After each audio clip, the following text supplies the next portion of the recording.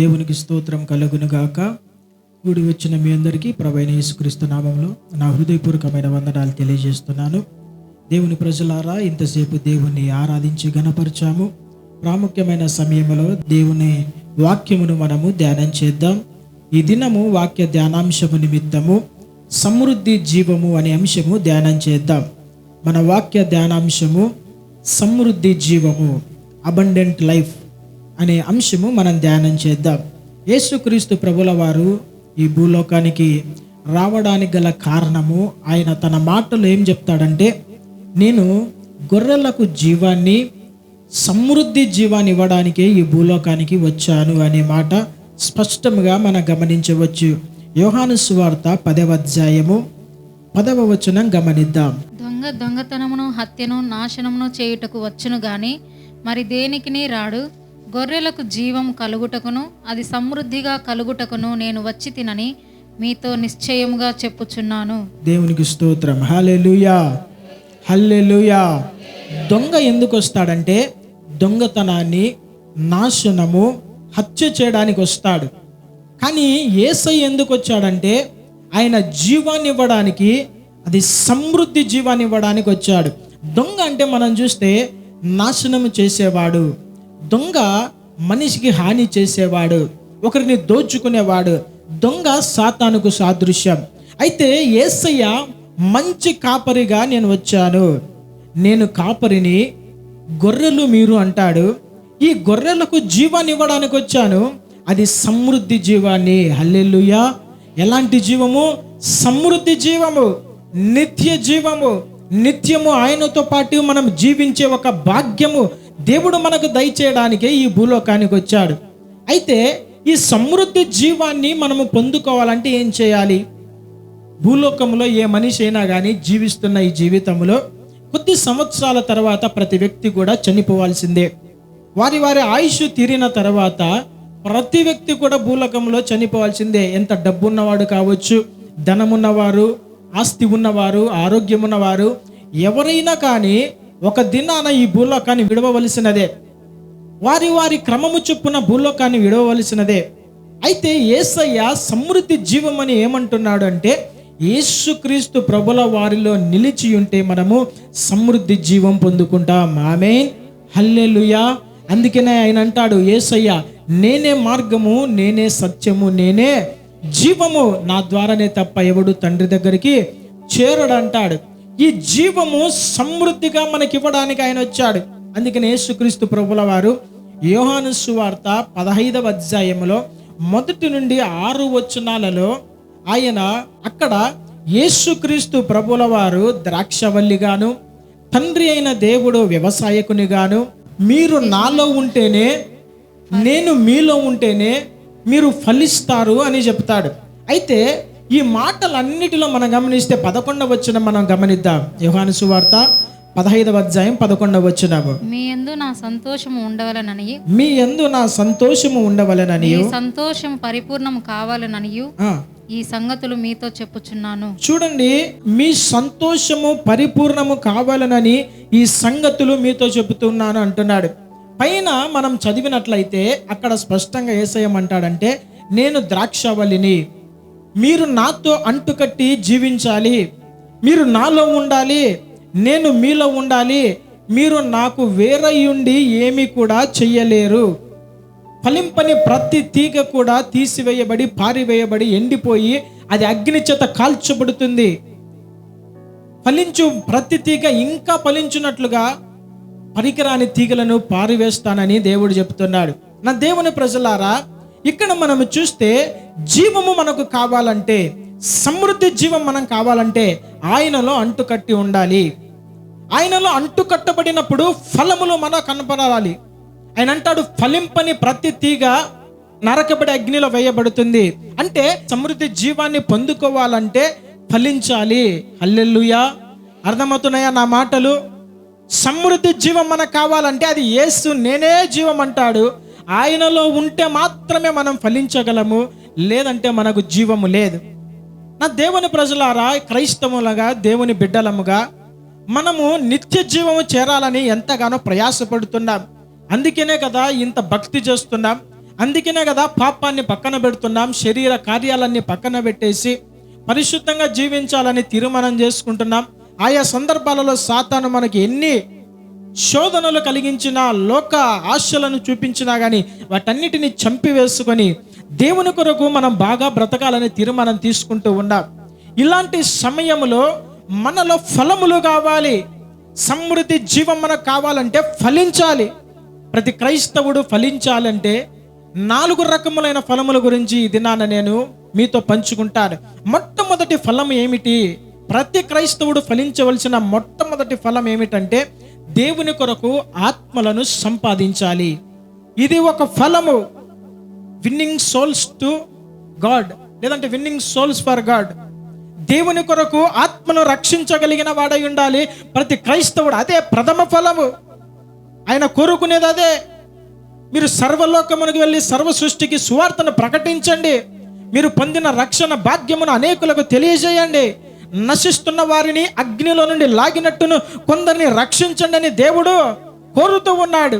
అందుకనే పౌలు గారు రోమీలకు రాసిన పత్రిక 1వ అధ్యాయము 13వ వచనములో ఒక మాట చెబుతున్నాడు. సహోదరులారా, నేను ఇతరులైన అన్యజనులలో ఫలము పొందినట్లు మీలో కూడా ఫలం ఏదైనను పొందవలనని అనేక పర్యాయములు మీ యొద్దకు రానుద్దేశించి తిని. చాలు. చూడండి, పౌలు గారు రోమీలకు రాస్తున్న పత్రికలో ఏం చెప్తున్నాడంటే, నేను ఇతరులైన అన్యజనులలో ఫలము పొందినట్లు. ఏ ఫలము పొందాడు పౌలు గారు అన్యజనులలో? ఏమన్నా వారి ద్వారా ఆస్తులను సంపాదించాడా? వారి ద్వారా ధనమును, బంగారును సంపాదించాడా? వారి ద్వారా వస్త్రాలను సంపాదించాడా? ఏ ఫలము పొందాడు?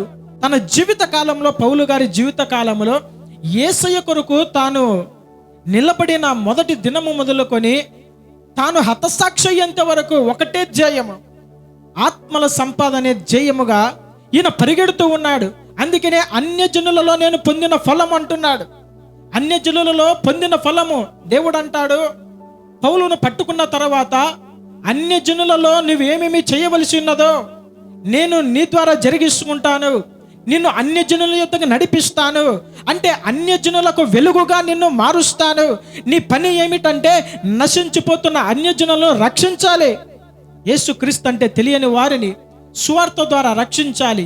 ఈ రక్షించే క్రమంలో, సువార్త ప్రకటించే క్రమంలో ఎన్ని శ్రమలు, ఎన్ని బాధలు, ఎన్ని వేదనలు పొందాలో నేను నీకు నేర్పిస్తానంటున్నాడు. నా దేవుని ప్రజలారా, అందుకే ఆయన అంటున్నాడు, అన్యజనులలో నేను పొందిన ఫలము.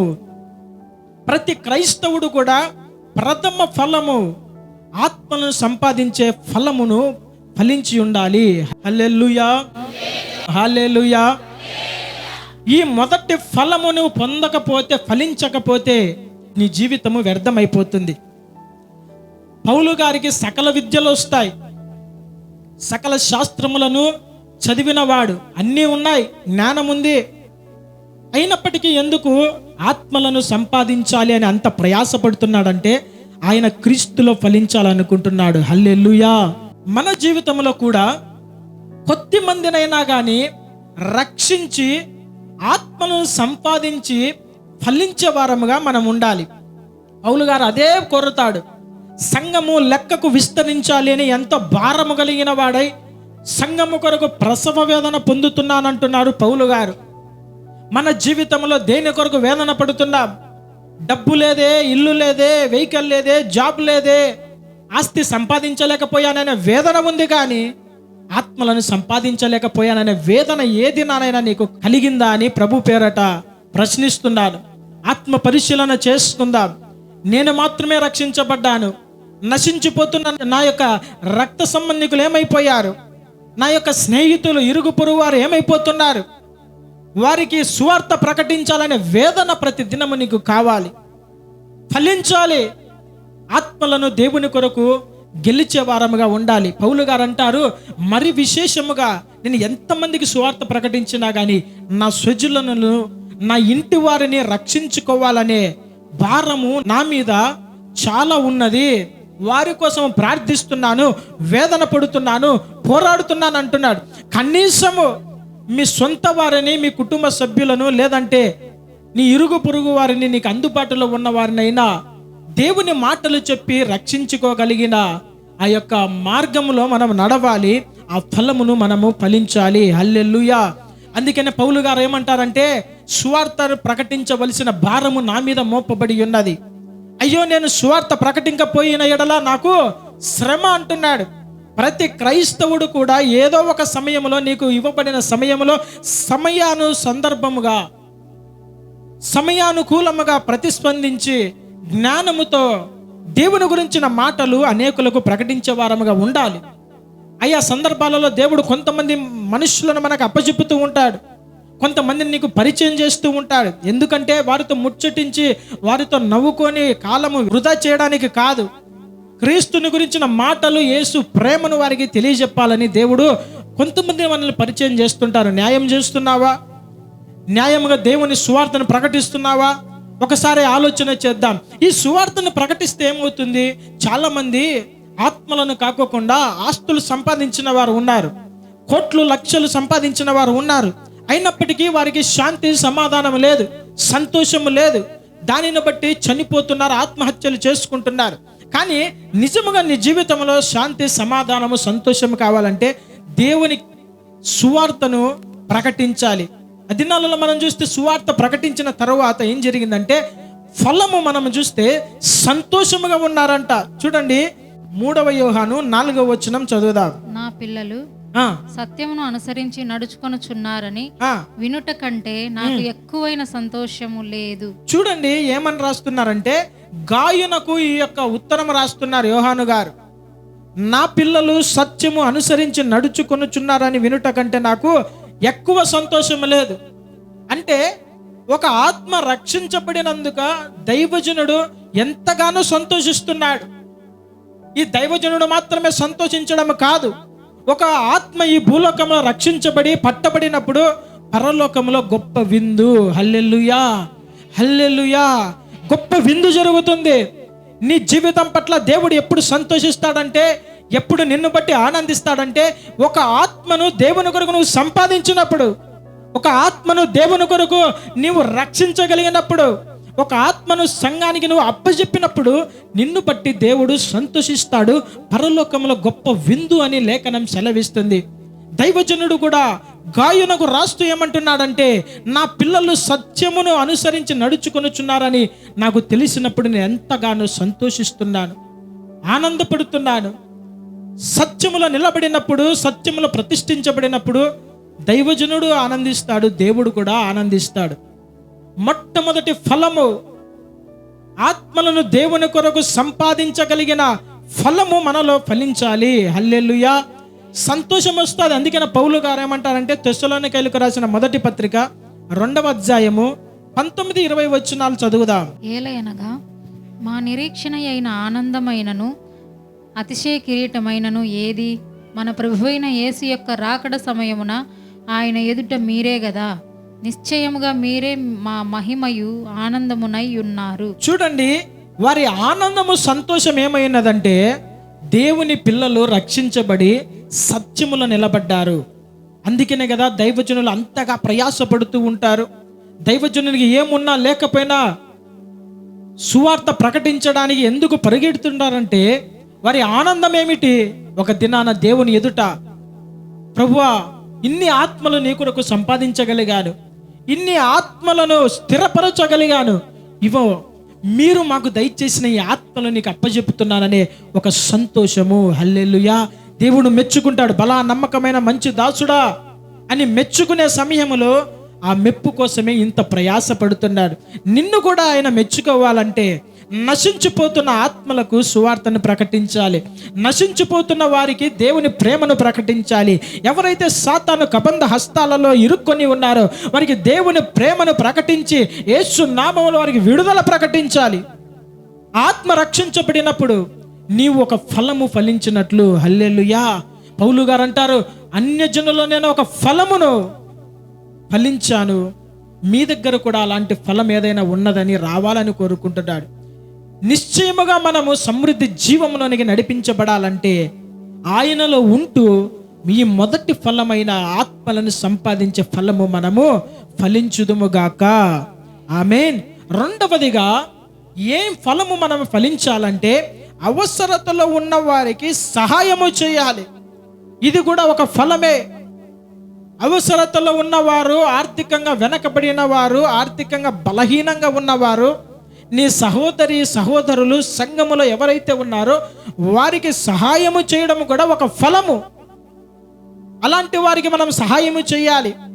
అదే పౌలు గారు రోమీయులకు రాసిన పత్రిక 15వ అధ్యాయము 28వ వచనం మనం గమనిద్దాం. ఈ పనిని ముగించి ఈ ఫలమును వారికి అప్పగించి నేను మీ పట్టణముకి మీదుగా స్పెయినునకు ప్రయాణము చేతును. చూడండి, ఈ పనిని ముగించి ఈ ఫలమును వారికి అప్పగించి అంటున్నారు. పౌలు గారు ఏమంటున్నారంటే ఈ పనిని ముగించి ఈ ఫలమును వారికి అప్పగించి. ఏ పని అని మనం గమనిస్తే పైన వచనాలలో 26, 27 వచనాలు చూద్దాం. రోమీయులకు రాసిన పత్రిక 15వ అధ్యాయం 26, 27 వచనాలు. ఏలయనగా యెరూషలేములో ఉన్న పరిశుద్ధులలో బీదలైన వారి నిమిత్తము మాసిదోనియా వారును అకయ వారును కొంత సొమ్ము చందా వేయ నిష్టపడిరి.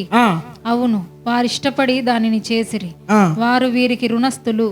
ఎట్లనగా అన్యజనులు వీరి ఆత్మ సంబంధమైన విషయములలో పాలివారై ఉన్నారు గనుక శరీర సంబంధమైన విషయములలో వీరికి సహాయము చేయ బద్ధులై ఉన్నారు. చూడండి, యెరూషలేములో ఉన్న పరిశుద్ధులకు పరిచర్య చేయడానికి పౌలు గారు వెళ్తున్నారు. అయితే ఏం జరిగింది అంటే వారు మాసిదోనియా వారు, అకయ వారు కొంత సొమ్ము చందా వేసి వారికి ఇవ్వాలని ఇష్టపడ్డారంట. అది వారి ఇష్టము ద్వారానే జరిగింది. బాగా విందాం. కొంతమంది బలహీనులుగా ఉన్నారు యెరూషలేములో పరిశుద్ధులు. అయితే వారి అవసరతలు తీర్చబడాలంటే ఏం జరుగుతుందంటే మాసిదోనియా వారు, అకయ వారు దాతృత్వముతో బలహీనముగా ఉన్న వారి కొరకు కొంత సొమ్మును చందా వేసి వారు దాచిపెట్టి ఉంచారు, ప్రోగు చేశారు. అయితే ఈ దైవజనుడు ఏమంటున్నాడు, ఆ సొమ్మును, ఆ ఫలమును వారికి అప్పచెప్పిన తర్వాత నేను మీ దగ్గరికి వస్తాను అంటున్నాడు. అంటే ఈ రెండవ ఫలం ఏమిటంటే ఎవరైతే బలహీనముగా ఉన్నారో వారికి శక్తి వంచన లేకోకుండా సహాయము చేయడమే ఒక ఫలము మనం ఫలించుట. యేసయ్య అంటాడు, నిన్ను వలె నీ పొరుగు వారిని ప్రేమించు. నీ సహోదరుడు ఇబ్బందిలో ఉన్నప్పుడు, జీవనోపాధి కోసము వాడు కష్టపడుతున్న సమయంలో నువ్వు సమృద్ధి కలిగి ఉన్నప్పుడు వాని కష్టంలో నువ్వు సహాయము చేయకపోతే నీలో సహోదర ప్రేమ ఎక్కడ ఉన్నది? ఆ దినాలలో వారు ఎవరిని అడుక్కోలేదు. అయినప్పటికీ మాసిదోనియా వారు, అకయ్యలో ఉన్న ఆ దేవుని ప్రజలు దాతృత్వమైన హృదయంతో ఏం చేస్తున్నారంటే వారికి కలిగిన దానిలో వారు ఎంతైనా ఉండని, వారికి కలిగిన దానిలో పరిశుద్ధుల యొక్క అవసరతలు తీర్చబడడానికి కొంచెం సొమ్మును ప్రోగు చేశారు. బలహీనులు బలపరచబడాలి. కేవలం అది ఆత్మీయంగానే కాదు, శారీరకముగాను అలాగుననే వారి జీవితంలో ఆర్థికముగా గాను కొంతమంది బలహీనముగా ఉన్న వారి నిమిత్తము మన చేతులు చాపాలి. దేవుడు నిన్ను ఆశీర్వదించాడు, సర్వ సముద్రులను ఉన్నావు. అయినప్పటికీ కూడా నీ సహోదరులు ఎవరైతే పరిశుద్ధులు ఇబ్బందిలో ఉన్నారో వారి అక్కరలు తీర్చడం కూడా ఒక ఫలము. ఈ ఫలము మనము ఫలించాలి. నీ ప్రేమ ఇతరులకు పంచాలి. చాలా మంది ఏమంటారు, నేను ఒకరిది తీసుకొను ఇంకొకరికి నాది పెట్టాను అంటే నువ్వేం చేస్తున్నావంటే నిన్ను వలె నీ పొరుగు వారిని ప్రేమించాలి అనే ఆజ్ఞను నువ్వు పక్కన పెట్టేశావు. యేసయ్య ఏమంటున్నాడు, నిన్ను వలె నీ పొరుగు వారిని ప్రేమించు, సహాయము చేయి, ఇంకా సత్క్రియలు చేయండి. ఈ విధముగా ఒకరినొకరు మీరు బలపరుచుకొనండి అని చెప్తే చాలా మంది నాకు సమృద్ధి కలిగి ఉంది, నాకు ఏ కొదవ లేదని ఇతరులకు ఎవరి బాగోగులను చూడరు. అయితే నీ జీవనోపాధి నిమిత్తము నువ్వు ఎంత సమృద్ధిగా ఉన్నావో సమృద్ధిని బట్టి ఇతరులకు నువ్వు సహాయము చెయ్యలేకపోతే నీవు క్రీస్తు ప్రేమను చూపించిన వాడవు కాదు. అందుకనే కొన్ని సంఘాలలో ఏం చేస్తారంటే కొంచెం ట్రస్ట్ నిమిత్తము లేదంటే చారిటీ వర్క్ నిమిత్తము కొంతమంది ఏం చేస్తారంటే డబ్బులను కానుకలు కాకోకుండా వారి కోసము చందా రూపంలో వేస్తూ ఉంటారు. కొంతమందికి వృద్ధాశ్రమం ఉంటుంది, కొంతమందికి అనాథాశ్రమాలు ఉంటాయి, కొంతమంది వారు చేయగలిగిన సహాయము చేస్తూ ఉంటారు. అంటే ఆ సంఘము నిమిత్తము ఎవరైతే బలహీనులు ఉన్నారో సేవకులు వారిని గుర్తించి వాళ్ళకి సహాయం చేస్తుంటారు. దీన్ని అంతటికీ కూడా సహాయం ఎక్కడి నుంచో రాదు, కానీ ఆ సంఘంలోనే కొంచెం ఆర్థికంగా బలముగా ఉన్నవారు, సమృద్ధిలో ఉన్నవారు, నా వలె నా యొక్క సహోదరుడు కూడా సమృద్ధిలోకి రావాలి, వారు కష్టపడటం నేను చూడకూడదు అని వారు ప్రేమతో ఇచ్చిన ఆ యొక్క కానుకలను ఇతరులకు దైవ సేవకులు అందించి వారి బలహీనతలో ఒక చెయ్యి వారికి అందిస్తూ ఉంటారు. ఆ విధముగా వారు బలహీనులుగా ఉన్నవారు బలపరచబడుతూ ఉంటారు. నా దేవుని ప్రజలారా, నీకు కలిగిన ధన సమృద్ధి చేత నీ ఒక్కరివే ఆశీర్వదించబడి ఉండడం అది దేవుని చిత్తము కాదు. బైబిల్ గ్రంథంలో చాలా చోట్ల ఏమని ఉంటుందంటే, సత్క్రియలు చేయండి, సత్క్రియలు చేయుట దేవుని చిత్తము మీ విషయంలో అంటారు. ఇంకా సహోదరులను బలపరచండి, ఇంకా ఒకరిని ఒకరు పురిగొల్పుకొనుడి. ఈ విధముగా ఒకరినొకరు బలహీనముగా ఉన్నవారిని మనము బలపరుచుకోవాలి. ఇది కూడా ఒక ఫలము. ఆత్మీయంగా ఈ యెరూషలేములో ఉన్నవారు అన్యజనులకు బలముగా వారు నిలబడ్డారు కాబట్టి వీరేం చేస్తున్నారంటే వారికి ఆర్థికముగా బలముగా వీరు నిలబడుతున్నారని లేఖనం సెలవిస్తుంది. నా దేవుని ప్రజలారా, రెండవ ఫలము ఏమిటంటే, నీవు ఎవరైతే బలహీనులుగా ఉన్నారో వారికి నీ కలిగిన సమృద్ధిలో సహాయము చేయడమే మరి యొక్క ఫలము ఫలించుట. హల్లెలూయా. ఈ ఫలము ఫలిస్తే ఏమవుతుందంటే నువ్వు చాలా ధన్యుడవు, నువ్వు చాలా ఆశీర్వదింపబడిన వారు. బైబిల్ గ్రంథంలో ఆ మాట పౌలు గారు అపొస్తలుల కార్యముల గ్రంథము 20వ అధ్యాయం 35వ వచనములో మనం చూడవచ్చు ఒక మాట. మీరును ఇలాగు ప్రయాసపడి బలహీనులను సంరక్షింపవలనని పుచ్చుకొనుట కంటే ఇచ్చుట ధన్యమని ప్రభు అయిన యేసు చెప్పిన మాటలు జ్ఞాపకం చేసుకొనవలననియు అన్ని విషయములలో మీకు మాదిరి చూపితినని చెప్పెను. చూడండి, అన్ని విషయములో దైవజనుడు వారికి మాదిరి చూపాడంట. ఏమని రాయబడిందంటే, బలహీనులను సంరక్షింపవలెనని. బలహీనముగా ఉన్నవారు ఇక్కడ చాలా స్పష్టంగా ఏమని రాయబడిందంటే ఇచ్చుట అనే మాట ఉంది. అంటే ఇది ఆత్మీయంగా బలహీనుల గురించి కాదు, ఆర్థికంగా ఎవరైతే బలహీనులుగా ఉన్నారో వారిని సంరక్షింపాలి. ఎవరు? సంఘములో ఉన్న సహోదరులు, సహోదరులు, తోటి విశ్వాసులు. ఆర్థికంగా బలహీనులుగా ఉన్న వారికి మీరు వారిని సహాయము చేయాలి. అయితే యేసయ్య ఏమన్నాడంట మాట, పుచ్చుకొనుట కంటే ఇచ్చుట ధన్యమనే మాట ప్రకారము దైవజనుడు కూడా ఆ విధముగా చేస్తూ ఉన్నాడు. మీకు మాదిరిగా నేను ఉన్నాను అంటున్నాడు. నా దేవుని ప్రజలారా, సాధ్యమైనంత వరకు కూడా ఎవరెవరైతే బలహీనంగా ఉన్నారో సహోదరులు కావచ్చు, సహోదరులు కావచ్చు, విశ్వాసులు కావచ్చు, వారిని గమనించి క్రీస్తు ప్రేమను వారికి చూపించి వారికి ఒక చెయ్యి పట్టి వారిని లేవనెత్తే సహాయము చేసే మంచి ఫలము మనము ఫలించాలి. ఆమేన్, హల్లెలూయా. అప్పుడు ఏం జరుగుతుంది తెలుసా? నీవు ఎప్పుడైతే ఆ విధంగా చేస్తాడో దేవుడు నీకు ఇచ్చిన దానిలో నీకు కావలసిన వాటిని ఇంకా అధికముగా నీకు దయచేస్తాడు. ఆమేన్, హల్లెలూయా. దేవుని యొక్క బిడ్డలను ఎవరెవరైతే ఆదుకుంటారో వారిని దేవుడు చెయ్యి విడిచిపెట్టలేదంట. దానికి తగిన ప్రతిఫలము తప్పకుండా రానున్న తరాలకు దేవుడు దయచేస్తాడు. కాబట్టి రెండవ ఫలం ఏమై ఉన్నది అంటే, మనము అవసరతలో ఉన్న వారిని బలపరచాలి, వారి అవసరాలు తీర్చాలి, ఆర్థికంగా వారి చెయ్యి పట్టి లేవనెత్తాలి. అప్పుడే సంఘములో సమస్యలలో ఉన్నవారు వారికి ఒక ధైర్యం ఉంటుంది, వారు బలపడతారు, వారికంటూ ఒక భరోసా కలిగి ఉంటుంది. తద్వారా నీవు కూడా ఆశీర్వదించబడతావు. ఆమేన్, హల్లెలూయా.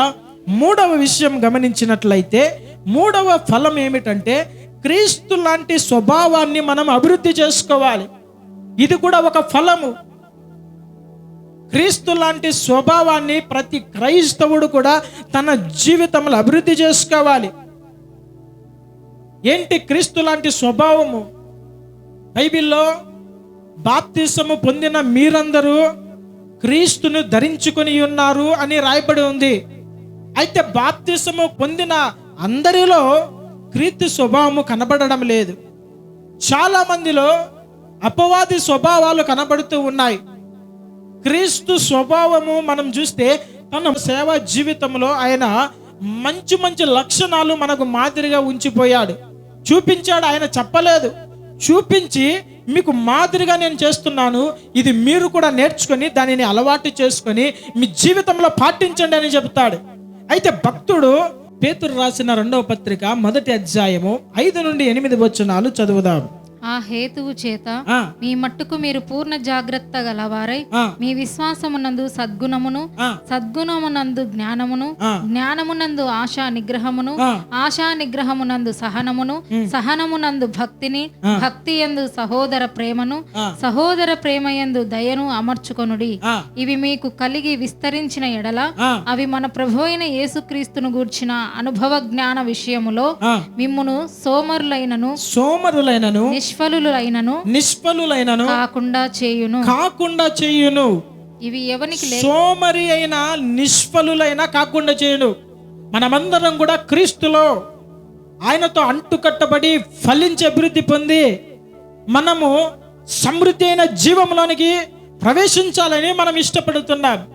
అయితే సమృద్ధి అయిన జీవంలో ప్రవేశించాలంటే నీలో ఒక ఫలము కావాలి. ఏంటి ఈ ఫలములు అంటే దేవునికి కలిగిన స్వభావము, క్రీస్తు లాంటి స్వభావమును అలవాటు చేసుకొని అభివృద్ధి చేసుకోవాలి. అక్కడ ఒక్కొక్క విషయమే ఆయన భక్తుడు చెబుతున్నాడు. ఏమని అంటున్నాడంటే విశ్వాసము, సద్గుణము, జ్ఞానము, ఆశా నిగ్రహము, భక్తి, సహనము, సహోదర ప్రేమ, దయ, ఇవన్నీ కూడా మీరు అమర్చుకొని ప్రభు అయిన యేసుక్రీస్తు యొక్క జ్ఞాన విషయంలో మిమ్మును ఇవన్నీ ఏం చేస్తాయి? సోమరులు కానీ నిష్ఫలులు కాకుండా చేస్తాయి. ఫలభరితముగా మనం ఉండాలని మనం కోరుకుంటున్నాం. ఈ ఫలభరితముగా ఉండాలనే సమయంలో ఈ లక్షణాలు మనలో లేకపోతే నిష్ఫలులం అయిపోతాం. జాగ్రత్త. ఫలించాలి, ఫలించి అభివృద్ధి పొందమని దేవుడు మనకు చెప్పాడు. ఈ ఫలించే క్రమంలో ఏమేమి కావాలనో ఆ మాటలన్నీ కూడా 5 నుండి 8 వచనాల్లో భక్తుడు మనకు రాస్తున్నాడు. ఇవన్నీ మనకు కావాలి. భక్తి, ఓర్పు, సహోదర ప్రేమ, జ్ఞానము, సహనము, ఇవన్నీ కూడా మనకు కలిగినప్పుడే మనం ఒక ఫలమును ఫలిస్తాం. నిష్ఫలము కాకోకుండా మనము నిలబడగలము. నా దేవుని ప్రజలారా, క్రైస్తవుడు ఏం చేయాలంటే దేవుని నమ్ముకున్న మొదటి రోజు నుండి క్రీస్తుని అనుసరించే వారంగా మార్చబడాలి. ఇంకా పాత లక్షణాలన్నీ పోవాలి, పాత రోత జీవితం అంతా పోవాలి. క్రీస్తుకు కలిగిన గుణ లక్షణాలు మనలో కలిగి ఇతరులకు పరిమళ సువాసనగా మనం ఉండాలనే దేవుడు మనల్ని ఏర్పరచుకున్నాడు. అయితే కొన్ని దుర్గుణాలను బట్టి మనలో ఫలము లేకోకుండా, మనం ఫలభరితంగా లేకోకుండా సాతాను మనల్ని నిష్ఫలులుగా మారుస్తూ ఉన్నాడు. ఈ అంచె దినములలో మనం ఏం చేయాలి? మనము క్రీస్తు లాంటి మనస్తత్వము కలిగి అభివృద్ధి చేసుకుని ఫలభరితంగా మనం మార్చబడాలి. ఈ విధముగా మనము ఫలభరితంగా మార్చబడితే ఏం జరుగుతుందంటే మనకు ఒక భరోసా ఉంటుంది. అక్కడ కనబడుచున్న లక్షణాలన్నీ అలవాటు చేసుకొని మనము ఖచ్చితంగా అభివృద్ధి పొందితే, వాటిలో ముందుకు కొనసాగితే ఒక్క భరోసా ఉంది. అదేంటి తెలుసా?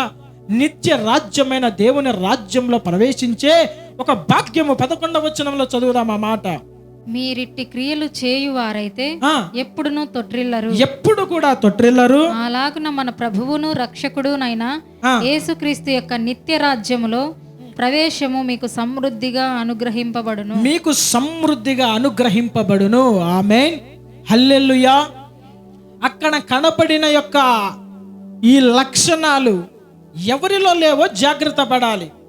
ఈ సంవత్సరం మనము ఫలించాలి, అభివృద్ధి పొందాలి. ఏంటి ఆ ఫలం అంటే ఇక్కడ కనబడుచున్న లక్షణాలన్నీ క్రీస్తుకు కలిగిన లక్షణాలు. వీటిని అభివృద్ధి చేసుకోవాలి, పెంపొందించుకోవాలి. ఇష్టము లేకపోయినా కానీ నిత్య రాజ్యములో మనకు ప్రవేశము సమృద్ధిగా కలుగు నిమిత్తము దేవునికి ఇష్టం లేని వాటి అలవాట్లు తీసివేసేసుకోవాలి. అప్పుడే నీవు ఆయనకిష్టునిగా జీవించగలవు. నా దేవుని ప్రజలారా, రెండవదిగా ఏ ఫలము ఫలించాలి? మనం నిత్య రాజ్యములో ప్రవేశించాలంటే ఆత్మ ఫలములు ఫలించాలి. గలతీయులకు రాసిన పత్రిక 5వ అధ్యాయములో మనం చూడవచ్చు. అక్కడ 22వ వచనములో మనం చూడవచ్చు. అయితే ఆత్మ ఫలములు ప్రేమ, సంతోషము, సమాధానము, దీర్ఘశాంతము, దయాలుత్వము, మంచితనము, విశ్వాసము, సాత్వికము, ఆశానిగ్రహము. చూడండి, ఈ 9 ఆత్మ ఫలములు కూడా మనము ఫలించి ఉండాలి. చాలా మంది అనుకుంటారు, నేను బాప్తిస్మం పొందాను కదా, నేను ఆదివారం దేవుని మందిరానికి వెళ్తున్నాను, నేను బల్లాలో ద్రాక్ష రసములో చెయ్యి వేస్తూ ఉన్నాను, తప్పకుండా దేవునికి కానుకలు సమర్పిస్తూ ఉన్నాను, నేను భక్తిగానే ఉన్నాను అనుకుంటూ ఉంటారు. మనలో ఆత్మ ఫలములు లేకపోతే, వెలుగు ఫలములను మనము ఫలించకపోతే దేవుని రాజ్యంలో మనం ప్రవేశించలేం. ఆత్మ ఫలముల్లో ఒక్క ఫలము నీలో లేకపోయినా కానీ నిష్ఫలుడవైపోతావు. తద్వారా దేవుని రాజ్యాన్ని కోల్పోతావు. ఎన్నో దినముల నుండి, సంవత్సరాల నుండి నీకు దేవుని వాక్యము ప్రకటించబడుతూ ఉంది. అయితే దేవుని వాక్యాన్ని చులకనగా చూస్తూ నిర్లక్ష్యం చేస్తున్న వారు ఫలించలేరు. జాగ్రత్త పడదాం. ఏ దినాన దేవుని రాకడ వచ్చినా కానీ నీవు ఫలించి ఉంటేనే దేవుడు ఆయన రాజ్యంలోనికి నిన్ను అనుమతిస్తాడు. ఫలింపని ప్రతి తీగను కట్ చేసేసి అగ్నిలో వేసి కాల్చి వేస్తాడని దేవుని లేఖనం సెలవిస్తుంది. 3వ ఫలము మనం ఏం చేయాలి? 3వ ఫలం ఏంటి?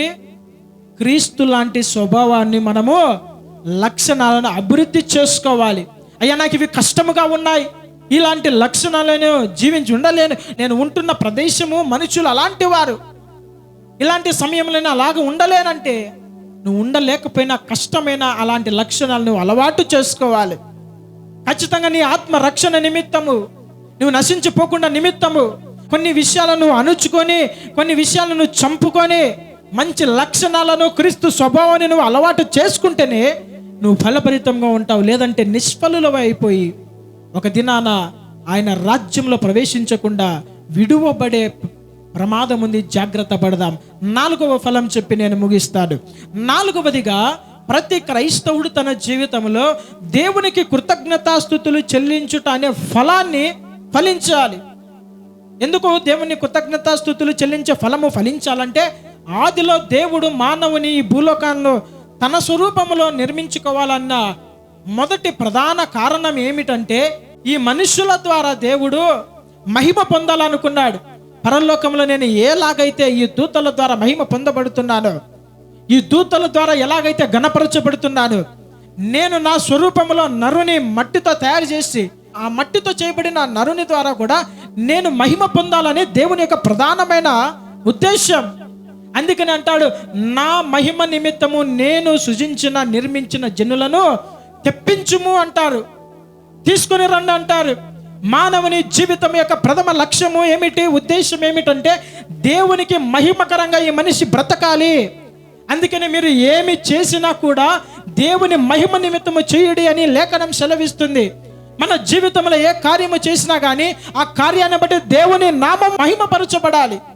దేవుని నామము దూషించబడకూడదు, దేవుని నామము తక్కువ చేయబడకూడదు, దేవుని నామము వెక్కిరింత పాలన చేయబడకూడదు. ప్రతి క్రైస్తవుని జీవితంలో, వాని జీవితంలో జరుగుతున్న ప్రతి కార్యమును బట్టి దేవుడు మహిమ పొందాలి.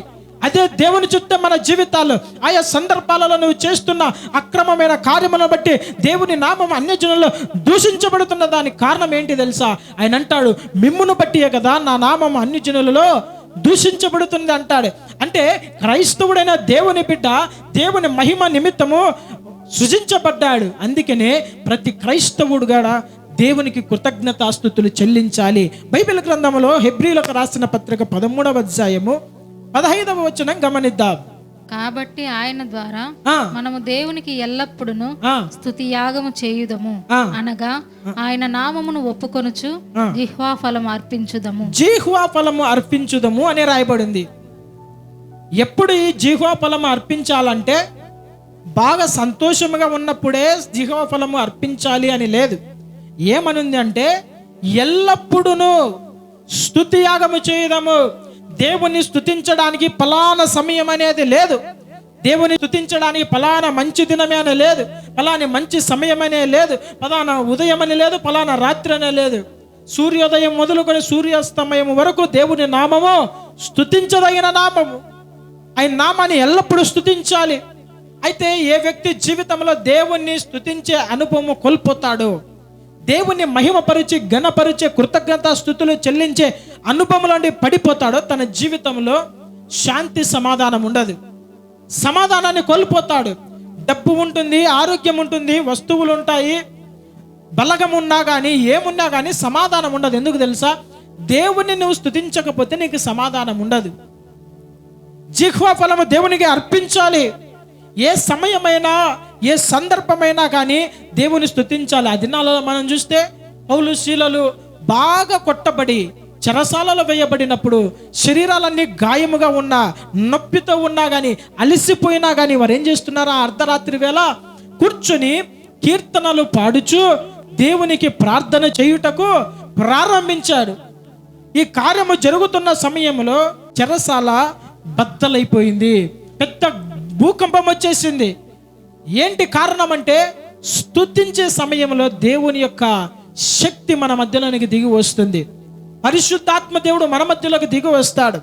అప్పుడు మనం బలముగా ఉంటాం. ఏ వ్యక్తి జీవితంలో అయినా కానీ దేవుని బలము పొందుకోవాలన్నా, ఆత్మలో బలముగా ఉండాలన్నా కానీ మనం స్తుతియాగం దేవునికి చెల్లించాలి, కృతజ్ఞతాస్తుతులు చెల్లించాలి. చాలామంది మీలో చాలామంది ఈ దినాన్ని ఎందుకు వచ్చారో తెలుసా? దేవునికి స్తుతి చెల్లించడానికి. అవునా? ప్రతి ఆదివారం ఎందుకు వస్తాం? దేవుణ్ణి ఆరాధించాలి, సమాజముగా ఆరాధించాలని దేవుడిచ్చిన ఆజ్ఞను బట్టి మనం అందరం ఇక్కడ కూడి ఉన్నాం. ఆరాధన చేసి దేవుని ఘనపరుస్తున్నాం. ఈ ఆరాధన చేసే సమయంలో దేవుడు గొప్ప కార్యాలు చేస్తాడు. ప్రతి బిడ్డ కేవలం ఆదివారం మాత్రమే కాదు, తన జీవితంలో ప్రతి దినము కూడా, ప్రతి సమయంలో నీ నోట్లో దేవుని గూర్చిన స్తుతి ప్రతిరోజు కూడా వినబడుతూనే ఉండాలి. హల్లెలూయా. బయటికి పాడవలసిన అవసరం లేదు, హృదయంలో స్తుతించాలి. అందుకనే పౌలు గారు ఏమంటాడంటే, నేను ఆత్మతో పాడుదును, మనసుతో పాడుదును. ఆత్మతో ప్రార్థన చేస్తును, మనసుతో కూడా ప్రార్థన చేస్తాను. అంటే క్రైస్తవుడు తన జీవితంలో ప్రతి చోట ప్రతి పరిస్థితిలో దేవుణ్ణి నోరు తెరిచి ఆరాధించే పరిస్థితి ఉండదు. అలాగే చేస్తే ఏం చేస్తారంటే కొన్నిసార్లు సమస్యలు వస్తాయి. హృదయంలో దేవుని స్తుతించగలగాలి, జిహ్వ ఫలం ఆయనకు అర్పించాలి. స్తుతి ఒక ధూపముగా ఆయన సన్నిధికి చేరినప్పుడు ఆయన ఆశీర్వాదం మన మీదకి వస్తుంది. హల్లెలూయా. ఆరాధించే సమయంలో ఏం జరిగింది? గొప్ప కార్యాలు జరిగినట్లుగా లేఖనములు ఎన్నో ఆధారాలు మనకు ఉన్నాయి. కాబట్టి నా దేవుని ప్రజలారా, ఇది దేవుని స్తుతించడం కూడా ఒక ఫలము. ఈ ఫలము కూడా మనం ఫలించాలి. ఆమేన్. హల్లెలూయా. కనీసం వారమునకు ఒక్కసారి దేవుణ్ణి సమాజముగా కూడి ఆరాధించాలంటే ఆరాధనకు కూడా సమయానికి రాలేని వారు చాలామంది ఉన్నారు. ఆరాధన అయిపోయిన తర్వాత వచ్చేవారు ఉన్నారు. సమాజంగా లేచి నిలబడి దేవుణ్ణి ఆరాధించే సమయంలో ప్రతి ఒక్కరు కూడా సమయానికి ఉండాలి. సమయం అయిపోయిన తర్వాత ఆరాధన సగంలో కానీ అలాగొస్తే నువ్వు వచ్చినా కూడా వ్యర్థమే. ఒక ఆశ కలిగి దేవుని మందిరానికి రావాలి. కోరహు కుమారులకు కలిగిన ఆశ, దావీదుకు కలిగిన ఆశ, దేవుని మందిరానికి వెళ్ళుదము రండి అని జనులు నాతో చెప్పినప్పుడు నేను ఎంతగానో సంతోషించానంటారు భక్తులు. దేవునికి మందిరానికి వెళ్ళాలని నా ప్రాణం, నా హృదయం ఎంతగానో సొమ్మసిల్లుతున్నదని చెప్తున్నారు భక్తులు. అయితే నేటి దినములో భక్తులకి దేవుని మందిరానికి రావాలంటే చాలా సోమరితనం. వారు సొమ్మసిల్లిపోయారు, వీళ్ళు సోమరులైపోతున్నారు. ఎందుకు? దేవుడిచ్చిన సమృద్ధిని బట్టి దేవుణ్ణి చులకనగా చూస్తున్నారు. దేవునికి గౌరవం ఇవ్వడం లేదు, దేవుడు అంటే భయం లేదు, భక్తి లేదు. అందుకనే సమయానికి రాకోకుండా ప్రతిదానికి కూడా విలువ ఇస్తున్నారు, గౌరవిస్తున్నారు, భయపడుతున్నారు. కానీ దేవుని సన్నిధికి భయపడడం లేదు. కాబట్టి నీ జీవితంలో ఆశీర్వాదం లేదు. గమనించు. ఎందుకు శ్రమలు, పోరాటము? దేవునికి ఇవ్వవలసిన సమయాన్ని కేటాయించడం లేదు, భయము లేని తనము.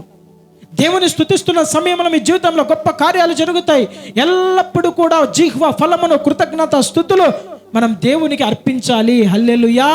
ఈ ఫలము మనం ఫలించినప్పుడు ఏం జరుగుతుంది అంటే మన జీవితంలో శాంతి సమాధానం ఉంటుంది.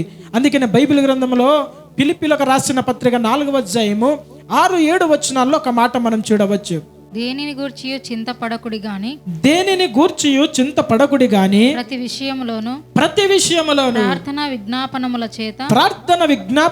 చేత కృతజ్ఞతాపూర్వకముగా మీ విన్నపములు దేవునికి తెలియజేయుడి. అప్పుడు సమస్త జ్ఞానమునకు మించిన దేవుని సమాధానము యేసుక్రీస్తు వలన మీ హృదయములకును మీ తలంపులకును కావలి ఉండును. ఆమేన్. హల్లెలూయా. ఏం జరుగుతుంది? దేవునికి ఎప్పుడు కూడా కృతజ్ఞత స్తుతులు, ప్రార్థన, విజ్ఞాపనలు జరిగిస్తూ మన విన్నపములను దేవునికి తెలియజేస్తూ ఉంటే దేవుని యొక్క సమాధానము మన హృదయాలకు, తలంపులకు కావలి ఉంటుంది. నీ జీవితంలో సమాధానము, నెమ్మది లేకోకుండా బ్రతుకుతున్నావా? దేవుని స్తుతించడం నేర్చుకో, దేవుని మహిమపరచడం నేర్చుకో, జిహ్వ ఫలము ఆయనకు సమర్పించడం నేర్చుకో. సమయం ఏదైనా కానీ, సందర్భం ఏదైనా కానీ హృదయంలో ఒక స్తుతి ధూపము అనే నిత్యము దేవునికి అర్పిస్తూనే ఉండాలి. ఆమేన్.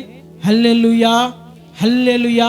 సమయము దొరికినప్పుడల్లా వ్యర్థమైన సంభాషణలు, వ్యర్థమైన మాటలు, వ్యర్థమైన ప్రోగ్రాములు చూసుకుంటా సమయం వ్యర్థం చేయకోకుండా దేవునికి కొంచెం సమయం కేటాయిస్తే నీ జీవితంలో శాంతి, సమాధానము దేవుడు దయచేస్తాడు. ఆమేన్. కృతజ్ఞత స్తుతులు చెల్లించే సమయంలో ఏం జరుగుతుంటే నీ స్థితిని దేవుడు మార్చేస్తాడు. స్తుతి జరిగే సమయంలో సాతాను కట్లు ఏవైతే ఉన్నాయో అవి తెంపబడతాయి. స్తుతి జరిగే సమయంలో స్వస్థతను నువ్వు పొందుకుంటావు, సమాధానాన్ని పొందుకుంటావు. నీ కుటుంబంలో, నీ జీవితంలో ప్రతికూలమైన ప్రతి ఒక్క పరిస్థితులన్నీ కూడా చక్కపరచబడతాయి. ఈ కార్యములన్నీ స్తుతి ద్వారా జరుగుతుంది. ఆమేన్. అందుకనే మన జీవితంలో దేవునికి ప్రతి నిత్యము కూడా కృతజ్ఞతాస్తుతులు చెల్లించే వారముగా ఉండాలి. ఆమేన్. ఆ మాట ఏమని ఉంటుందంటే, కృతజ్ఞతాస్తుతులు ఎల్లప్పుడూ చెల్లించుడి, ఈ విషయంలో మీ నిమిత్తము దేవుని యొక్క చిత్తమని పౌలు గారు రాస్తారు. మొదటి తెస్సలోనిక 5వ అధ్యాయము 16. మొదటి తెస్సలోనికయులకు రాసిన పత్రిక 5వ అధ్యాయము 16వ వచనము. ప్రతి విషయమునందును కృతజ్ఞతాస్తుతులు చెల్లించుడి, ఈలాగు చేయుట యేసుక్రీస్తు నందు మీ విషయంలో దేవుని చిత్తము. హల్లెలూయా. కాబట్టి నా దేవుని ప్రజలారా, 4 రకములైన ఫలములను మనం ఫలించాలి.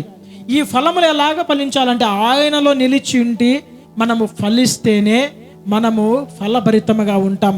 ఆయనకు వేరే ఉండి మనం ఏం చేయలేం.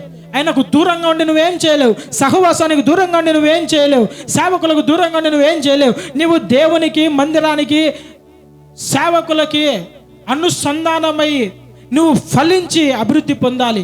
మొట్టమొదటి ఫలము ఏమై ఉన్నది చెబుతా. మొదటి ఫలము దేవుని కొరకు ఆత్మలను సంపాదించే ఫలము ఈ నెలలోనే మీరు ప్రారంభించాలి.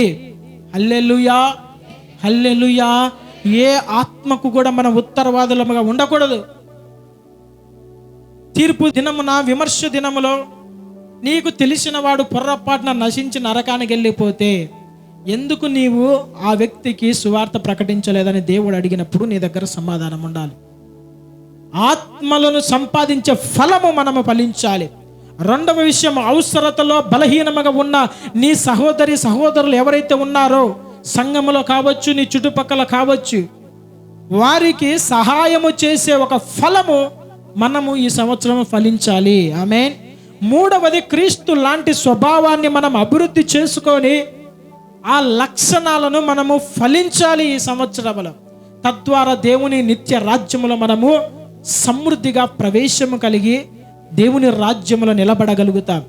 4వది, కృతజ్ఞతాస్తుతులు చెల్లించాలి. ఈ ఫలము కూడా జిహ్వ ఫలం మనం ఫలించాలి ఈ సంవత్సరంలో. ఈ ఫలము ఫలించినప్పుడు నీ పరిస్థితులే మార్చబడతాయి. ఆమేన్. హల్లెలూయా. ఈ విధముగా మీరందరూ కూడా ఫలించి అభివృద్ధి పొందుదురుగాక. అందరూ కూడా మోకరించి తలలు వంచినట్లయితే ప్రార్థన చేసుకుందాం. మీరున్న స్థలాలలో మోకరించి తలలు వంచినట్లయితే ప్రార్థన చేసుకుందాం. స్తోత్రం, స్తోత్రం, స్తోత్రం, స్తోత్రం చెబుదాం, ప్రార్థన చేద్దాం. అయ్యా, నీలో నేను నిలిచిండి నేను ఫలించాలని ఇష్టపడుతున్నాను. స్తోత్రం. నీకు వేరే ఉండి నేనేమి చేయలేను ప్రభువా, నీకు వేరే ఉండి నేనేం చేయలేను. ప్రార్థన చేద్దాం. ఈ సంవత్సరంలోనే అత్యధికంగా ఫలించాలి. 30 అంతలు, 60 అంతలు, 100 అంతలుగా నేను ఫలించాలి. స్తోత్రం, స్తోత్రం చేద్దాం, ప్రార్థన చేద్దాం. అందరూ కూడా యేసయ్యా నన్ను ఫలింపచేయండి. యేసయ్యా నేను ఈ సంవత్సరం ఫలించాలి ప్రభువా. అయ్యా, ఫలములు లేకోకుండా ఆటంకపరుస్తున్న సాతాను క్రియలను నా జీవితంలోని మీరు తొలగించండి. వాని క్రియలన్నీ లయపరచండి. అయ్యా, నీలో అత్యధికంగా నేను అభివృద్ధి పొందాలి ప్రభువా. అయ్యా, మీరు ఒక దినాన చూసినప్పుడు ఫలములు కలిగిన వారుగా ఉండాలి. ఫలము లేని యొక్క చెట్టుని ప్రభువా మీరు శపించిన విధంగా నేను శాపగ్రస్తంగా మార్చబడకూడదు అయ్యా. మీరు చూసినప్పుడు నేను ఫలపరితముగా ఉండాలి. ఆ విధముగా నన్ను ఈ సంవత్సరంలో మార్చండి ప్రభా. గత సంవత్సరాలన్నీ కూడా నా జీవితంలో ఫలాలు లేవు, ఆత్మ ఫలాలు లేవు. నా జీవితంలో నేను ఏ విషయంలో ఫలించలేదు. కేవలం ఏదో జీవిస్తున్నానని జీవిస్తున్నాను. కానీ ఈ సంవత్సరం నేను ఫలించాలి ప్రభా. ప్రార్థన చేద్దాం. పరిశుద్ధుడానికి స్తోత్రములు, వందనములు, స్తోత్రములు ప్రభా. అయ్యా, ఈ ఉదయ కాలంలో ప్రభా మీరు మాట్లాడిన ఈ మాటలను బట్టి వందనాలు, స్తోత్రాలు అయ్యా. ఈ సంఘంలో కనబడుచున్న ప్రతి బిడ్డ, ఈ వాక్యం వీక్షిస్తున్న ప్రతి బిడ్డ కూడా ప్రభా అయ్యా నీలో నిలిచియుండి అత్యధికంగా ఫలించినట్లు కృప దయచేయండి ప్రభా. ఏ విషయంలో నీ బిడ్డలు నిష్ఫలులు కాకుండా అయ్యా ఫలభరితంగా ఉండున్నట్లు, మీరు ఫలముల కోసం వెతికి చూసినప్పుడు అయ్యా నీ బిడ్డలు ఫలించి అభివృద్ధి పొందిన వారుగా ఉండున్నట్లు కృప దయచేయండి ప్రభా. పరిశుద్ధాత్మదేవ, నీ బిడ్డల జీవితంలో మీరు గొప్ప కార్యాలు జరిగించండి ప్రభా. వారి జీవితంలో సాతాను కలుగజేస్తున్న శ్రమలు, శోధనలు, ఆర్థిక సమస్యలు, వ్యాధులను, దురాత్మ క్రియలను, చీకటిని మీ నామములో పారద్రోలి శాంతి సమాధానాన్ని బిడ్డలకు దయచేయండి అయ్యా. ఎవరైతే ప్రభా వ్యాధిగ్రస్తులుగా ఉంటున్నారో వారిని మీ గాయపడిన హస్తం చేత తాకండి ప్రభా. ముట్టమని ప్రార్థిస్తున్నాం. మీ రక్తము చేత శుద్ధీకరించండి ప్రభా. అద్భుతమైన స్వస్థత ప్రభావము, పునరుద్ధరణ శక్తి వారి శరీరంలో ప్రవహించును గాక. ఇప్పుడే ప్రతి వ్యాధి యేసయ్య నామములో స్వస్థత కలుగును గాక. గొప్ప కార్యాలని బిడ్డల జీవితాల్లో మీరు జరిగించండి ప్రభా. అయ్యా నీ రాకడ కొరకై నీ బిడ్డలను ప్రభా సిద్ధము చేయండి. అంచు దినాలలో, అపాయకరమైన దినాలలో మేముంటుండగా ప్రభా అయ్యా ప్రతి బిడ్డ ప్రభా అయ్యా నీలో ఫలించి అభివృద్ధి పొంది ప్రభా నీ రాకడ కొరకై సిద్ధపడినట్లు కృప దయచేయండి ప్రభా. అయ్యా విడువబడుట బహు ఘోరమని లేఖనం సెలవిస్తుండగా ఏ బిడ్డ కూడా విడవబడకుండా ప్రభా నీ వాక్యమనే ఉదక స్నానము చేత అయ్యా నీ బిడ్డలను ప్రభా మీరు శుద్ధీకరించండి ప్రభా. వాక్యమనే బలము నీ బిడ్డలకు దయచేయమని ప్రార్థిస్తున్నాం తండ్రి. పరిశుద్ధాత్మదేవ, మీ చిత్తమైతే మీరు అక్కడ ఆలస్యమైతే మరి ఒక దినము మేమందరము కూడుకొని నీ నామాన్ని స్తుతించి నిన్ను ఘనపరిచి నీ వాక్యము ధ్యానించే భాగ్యం మాకు దయచేయమని నజరేయుడైన యేసు నామములో అడిగి వేడుకుంటున్నాను తండ్రి. ఆమేన్. దేవుడు మిమ్మల్ని దీవించి ఆశీర్వదించునుగాక. ఆమేన్.